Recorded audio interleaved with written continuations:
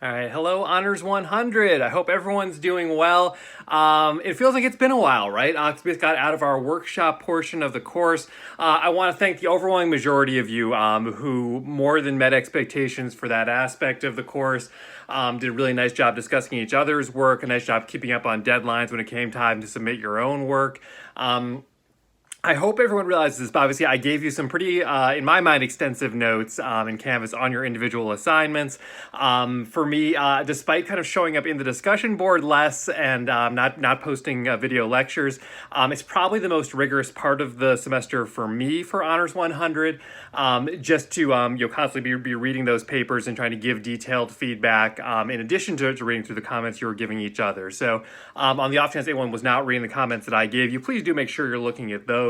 Especially because they tend to point a way forward for your research argument essay, which is our next major assignment for the class, which I'll get into a little bit later on in this recording. Before I get there, though, I wanted to make note, we will have a live session tomorrow, Tuesday, October 27th at 11 a.m. So these are, as they say, they're perfectly optional, no need to be there. I don't hold it against you if you are there. I don't give you extra credit if you are there. I think they can be useful, though, especially if you have questions that might be easier to resolve in a real-time discussion, as opposed to sending me an email or posting it as a question on Canvas. So if it does fit your schedule, if you are able, I'd love to see you. I always allot an hour for them, so 11 a.m. to noon tomorrow. But there's no expectation you stay that whole time necessarily. It's all just kind of up to what your schedule allows and what's useful to you. So if you had just a couple questions you want to hang around for 15 minutes and ask, that's great, and then you can duck out. Or if you want to just hang around for the full time just to hear what your classmates have to say, that's great as well. I'll plan to be there. I'm available for the full hour. The attendance has not been super high for these in the past, so in most cases I've ended up wrapping it up before we reach the full hour point. But if we run out of people or whatnot, I'll plan on hanging around for at least a half hour in that video chat. So if you have to come a little bit late, please feel free to still stop in. Or if you know you're going to be really late, like more than a half hour late, but you still would like to be there for the end, give me a heads up that's your plan, and I'll make sure I keep the video chat open to still be a part of that. But again, I've messaged out to you, and I'll plan to do that as of the time I'm recording now. I'll do it again. Maybe by the time you watch this, you'll already have received the additional reminder message about the live session. But again, it's Tuesday, October 27th, 11 a.m. on WebEx, and hope to see those of you who can make it there. But okay, so I did want to switch gears now, though, and focus on the research argument essay itself. So this is the big assignment we've kind of been, working towards over the course of this semester, and it's finally upon us. We're actually here. So I'm just pulling up my copy of the prompt here. I'm going to try to post it below so you can have a chance to look at it as well as we're going through it. And I hope there's no, really big surprises about this thing. So basically, this is an assignment where we're taking our work to kind of its next, in my mind, kind of natural step in the progression here. So at this point, you've done your initial annotated or your initial artifact analysis, your annotated bibliography, your initial research integration.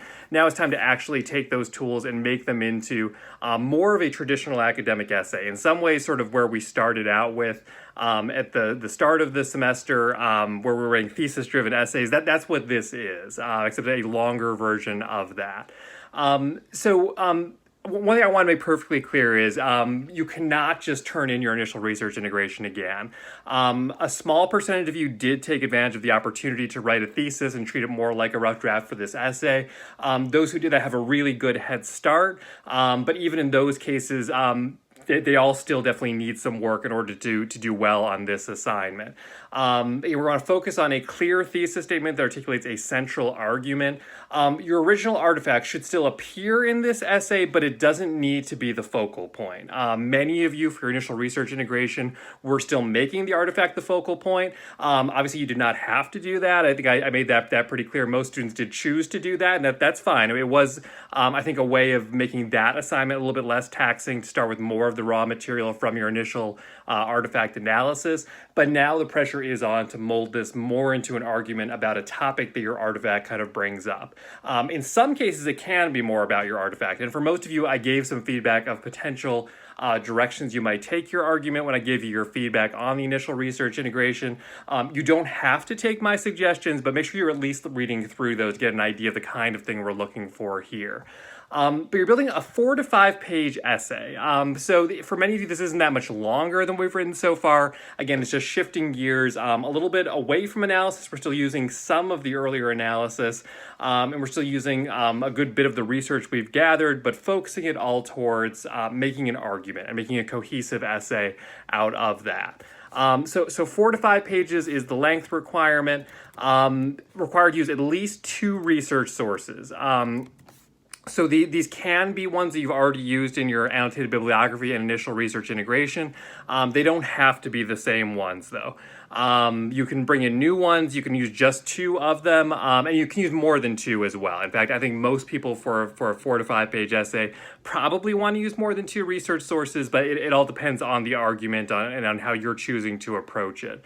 But in any event, expectations are definitely higher for this assignment. So as a reminder, the initial research integration, basically if you turned it in on time and at the page count, you got an A-level score on that assignment.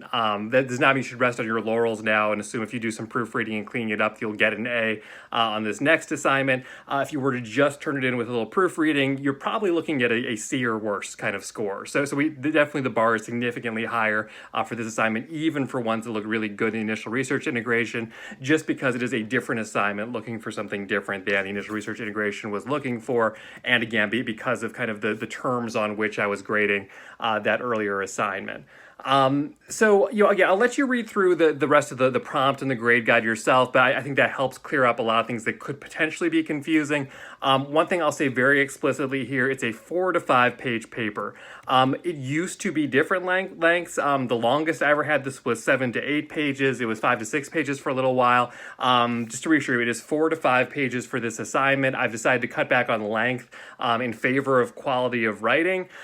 So if anywhere in the materials, I think I've caught every place, but there's always 1 or 2 that somehow sneak by my attention, and somewhere it still says that it's 7 to 8 pages or 5 to 6 pages or whatnot. So just to make it crystal clear, 4 to 5 pages is the length benchmark for this assignment. Last thing I'll say though, actually probably second or third to last thing really, about this assignment though, if you haven't visited the Honors College Writing Center yet, and by this I mostly mean a virtual visit, since I realize that's how they're doing most, if not all, of their consultations at this point, please make sure you do that. To be fully transparent, as of the time of recording this, I've only heard about 1 out of the 15 students in this class having completed that obligation. So that student already earned the 5 points that are attached to that on their overall grade. If you skip this part of the class, even if you've been doing great, it suddenly becomes really hard to get an A in this class because you've lost 5 points off the top of your overall grade. So make sure that you are following through on that commitment to visiting the Honors College Writing Center, setting an appointment online. I know a couple students have run into various challenges with that. I've tried to help troubleshoot. One I believe we resolved. One that I've heard from is still, I think, kind of floating in the ether. I hope that my answer kind of helped resolve things. It may or may not have. Keep me posted if you're having challenges with that. One of the tricky things when things are all online and all remote is that sometimes things do slip through the cracks. Sometimes there are technical issues that are a little more time consuming to resolve. Let me know if you're running into issues. But this is a really good time to use this resource to get your credit for the class so you don't lose that 5 points off the top of your overall grade, but also just because this is a really good assignment to get some feedback on, because it is worth so much of your grade, 20 points overall. And it's the second to last significant assignment in this class. And so you are kind of running out of assignments you might potentially use that resource for. I think this will actually be the last thing I'll mention about the assignment. The due date is Monday, November 9th. There's still a fair amount of time between now and then, but it's good to get a start on this thing. And then there's also an optional revision that's due Wednesday, December 2nd.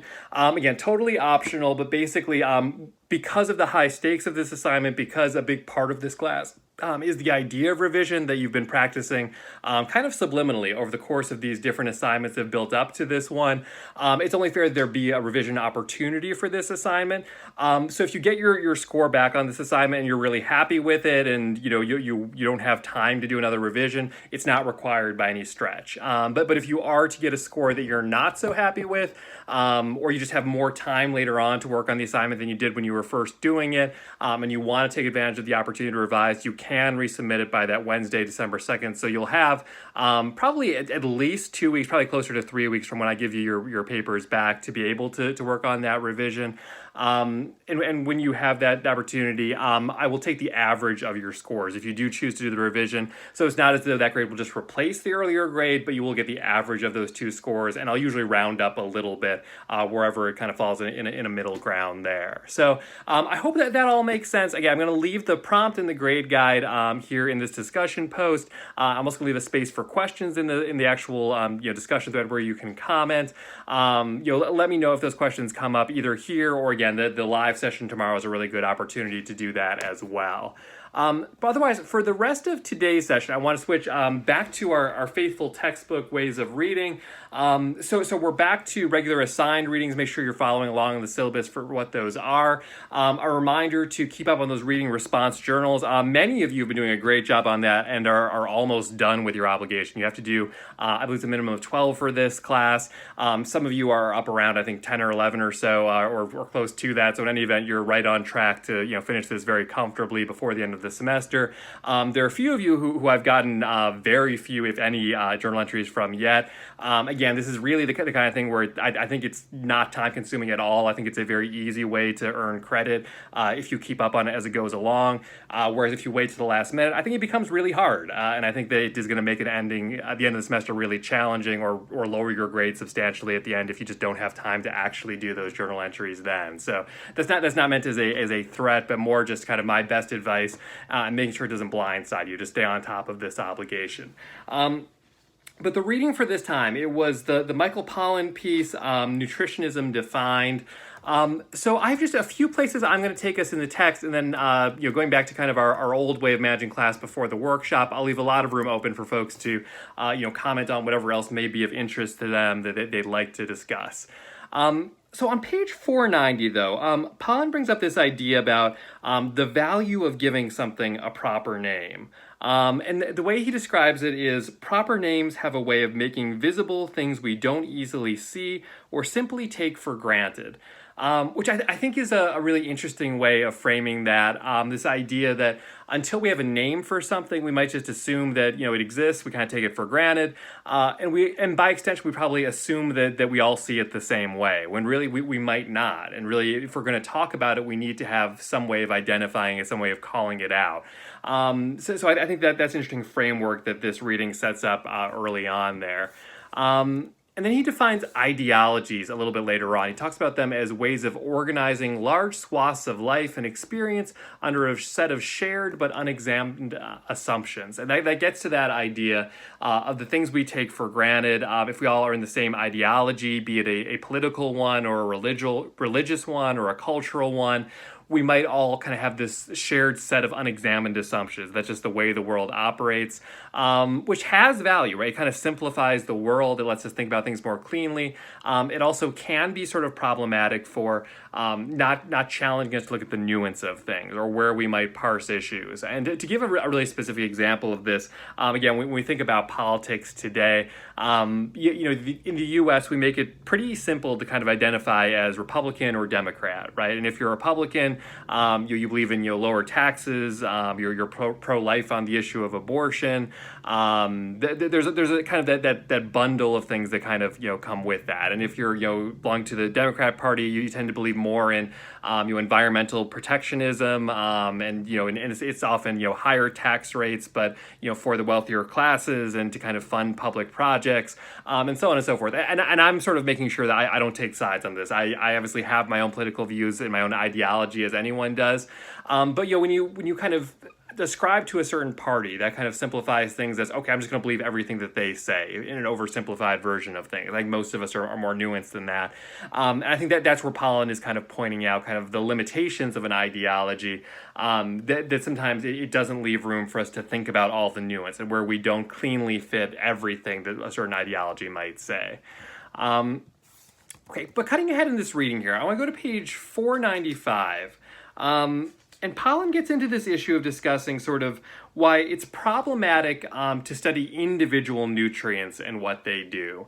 And I think that this is sort of the core of kind of the argument that Pollan lays out here.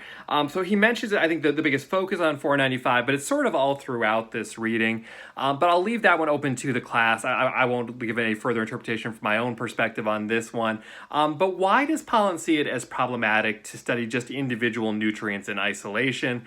Do we agree with him? And again, how might we expand this idea? How might this fit into a broader conversation than just nutritionism? Okay, let's see. And then, let's see. We're going to skip ahead here. Actually, I'm going to cut out the last couple of questions I had just because I get into the weeds a little bit. If you would like to get into the weeds and drill into some more specific pieces here, I'm more than welcome you to, but I want to leave that more open for interpretation and not go overly long on this video.